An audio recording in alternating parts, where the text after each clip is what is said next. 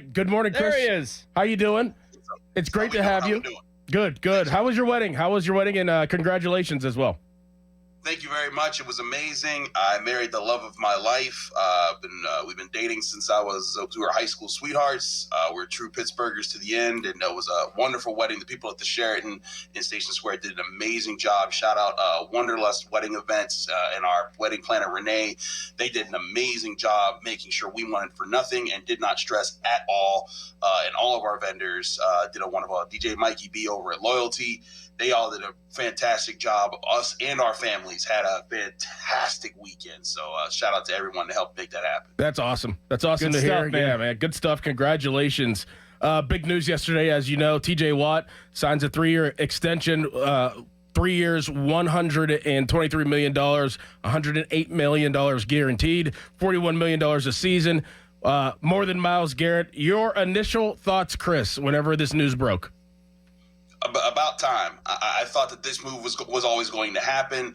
I know there was a lot of drama. Oh, should they trade him? Oh, should they not pay? They're paying the best defensive player in football, and that's who TJ Watt still is in my mind. And I know some people say, oh, well, he only had 11 and a half sacks last year. He's washed. He's done. He's cooked. Get him out of here. Who are the two biggest names at outside linebacker in recent history? If you were to think of the two best outside linebackers in the last 20 years, who would you guys say? For the Steelers or in the NFL? Yeah, for the Steelers. Yeah, James Harrison. Watt, James Harrison? Watt. Yeah. I'm good with that. So before TJ, I would say James Harrison and Joey Porter. Mm-hmm. Do you know how many seasons either of them had 11 and a half sacks or more?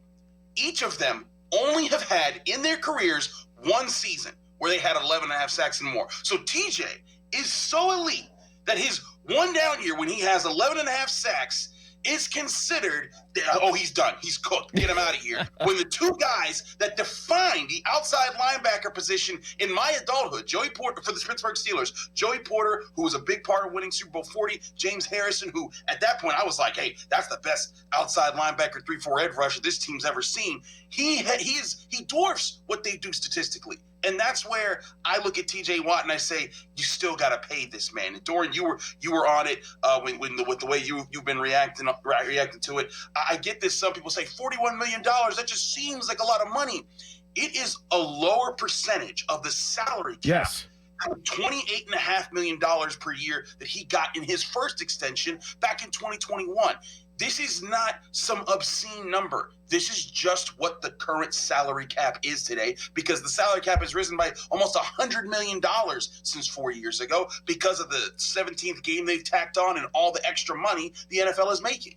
I agree with you, Chris. I think Dorin and I are both in agreement on this deal. I think one thing that's fair to look at it, though, and talk about TJ Watt and say, I want to see more production overall from the Steelers defense, not TJ Watt individually. But, I mean, how did they get more than the 11 and a half sacks? How do they improve the pass rush? I'm guessing some of that might have to do with moving TJ Watt around a little bit.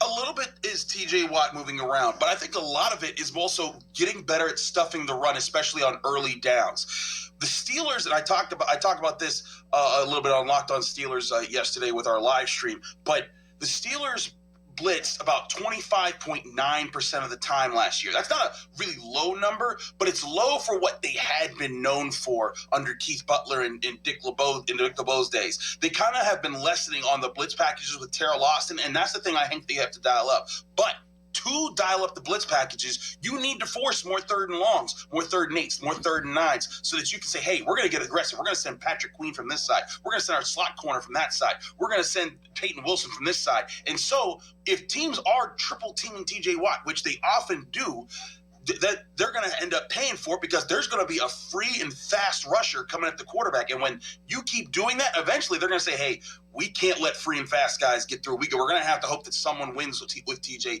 one-on-one, or we don't put as much time and investing into it. And I think that's part of what the Jalen Ramsey trade does, because Jalen Ramsey, instead of Minkah Fitzpatrick, as good as Minkah Fitzpatrick was for the Steelers and as great as he was at limiting the deep ball, you look at what teams would have been doing to the Pittsburgh Steelers to slow down TJ Watt. They were hitting them with the quick passes. They're saying, hey, you know what? Their cornerback position is not their strength. We're going to hit them with so many quick passes to our receivers underneath that is going to make it so that his pass rush time is so limited, and we're going to keep double teaming him, triple teaming him, so that he can't get to the quarterback in time. But with Jalen Ramsey now and Darius Slay and Joey Porter Jr., now you have a trio of cornerbacks that you can say, hey, you know what?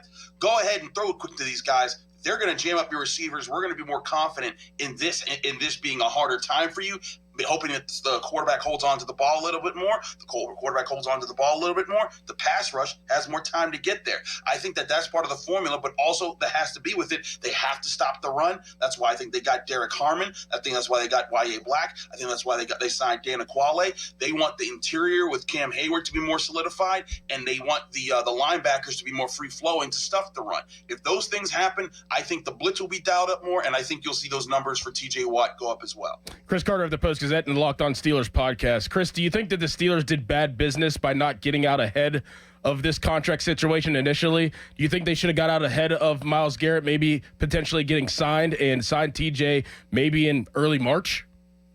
It would have helped, right? I think that if you're the Steelers, maybe you didn't see this as that much of a priority. It could have gotten the number lower. You would have been under what Myles Garrett signed. But there's also the chance that TJ's agent was like, nah, we see where the trends are going, and like we're saying now. Even back then, I wasn't thinking in the ways of like, okay, I didn't see what the salary cap was set at, right? When I looked at what Myles Garrett signed, my first reaction was, that's a lot of money. And then I looked at their salary cap, and I was like, oh, wait, no, that's just basically the going rate for what edge rushers go when you think proportionally between how much percentage of a salary cap a player gets paid. That's what people need to look at, not raw numbers. Mm-hmm. And again, when you look at even the $41 million that TJ is making, that is a slightly smaller, but a smaller percentage than when he got paid $28.5 million 4 years ago. Same thing for Myles Garrett. His contract is around the same rate. So I think that's the thing here, is that people need to understand that's the going rate. So the Steelers could have gotten out in front of it, and maybe it would have been 39, 40, but go look at Max Crosby's contract, right? The prices just go up because these agents, they know the money, they know how the salary cap works. I think the Steelers still would have paid TJ around the same, maybe just $2 million a year less or something like that. So I don't think it would have made a big deal, but maybe you could have just avoided adding the cherry on top that they did. I like the length of contract, Chris. I like the fact that they didn't go 5 years. I thought it was pretty reasonable for both sides. Like, TJ's obviously getting paid. He's getting guaranteed money, what he deserves. But the Steelers aren't hamstringing themselves. They've given themselves flexibility on the back half of this deal. Curious what you think about that. And also, I mean, what else did the Steelers need to do this offseason? Safety, wide receiver, like where they're probably not done, I would imagine. Where does your head go? So first, I agree. I thought that the length was perfect. I thought 3 years tacked on to his current year that's left on his contract. That's exactly what you wanted. The way I look at it is that, like, we're all presuming, right, that the Steelers are going to draft their quarterback of the future this year, and if they hit on it right, they're going to want to pay that guy big bucks down the line. By the time that guy's contract comes around, Cam Hayward and T.J. Watt most likely have retired from the NFL. So they can spend right now on keeping the players that they find central to their organization, not just as far as player-wise, but as far as leadership-wise. And I kept telling people when they were like, oh, Chris, I don't know if this is going to happen. When I talked to Nick Herbig, when I talked to Alex Highsmith, when I talked to their position coach, Denzel Martin, all of them are like, TJ's coming, guys. Like, we're not sweating that he's not here right now. And also the notion of him missing minicamp being this huge deal that destroys the team. I know that some people were really riled up about this. I think that and this is pure speculation on my point, but when TJ Watt got to go be an uncle for the first time, if you could have seen the joy in the pictures and the times that he talked about it and how happy he was, he had a kid, his first kid in mid-March. I fully believe that part of the TJ was like, hey man, I'm okay skipping this stuff because I want to be a dad before I have to disappear for 6 months, in the early formative months of my newborn kids. So I think that might have played a role into it, as well as him not showing up and knowing that, hey, we're going to get a deal done. I don't think that the sides were as far apart as some people made it out to be. I think TJ Watt wanted to be a dad. He knew he was getting his deal done. There were times Troy Polamalu didn't show up for things in the spring. And TJ Watt is that kind of a player. He's that good that you can be like, all right, show up in camp and we'll get to work. Now, to your point, Jason, about adding other people, Yes, I do think they need to add a free safety. I really like Julian Blackman, the former Colts safety. He's about 27-ish years old, I believe, and I think he's a guy that can play on the back end and be solid. Won't be a game changer, but you're saying, hey, you're putting all your money up front in the cornerback position, so you're going to have to lighten up in the safety position. But I think he would be a good mix with what they have with Deshaun Elliott and Juan Thornhill. Wide receiver 2 is going to be tricky, though. I do think it's going to be interesting. I'm not sure that the Niners are coming off Jawan Jennings so easily. I'm not sure that other teams are just going to willingly give up their wide receivers. But Omar Khan's playing the game right now that you got to play. You got to be patient. You got to wait. You got to see who gets upset with their team in a couple of weeks here, or a month here, when training camp's starting to wind down and they're realizing, hey, they are not paying me. You know what? I want to trade. I want to get out of here. And then you kind of see what deals you can get off of that. But don't jump at something just to jump at something, because the biggest thing here the Steelers realize is that the thing that they're saving up for is that quarterback move in 2026 in the draft. I think they're saving up for that, and they're saving up to be flexible to not only make that move, but make other moves around it so that they can start to maximize that being their next real Super Bowl window. Chris, you're the man. Thank you so much. Good stuff, man. Thanks for having me on, guys. Thanks, Chris. There he goes.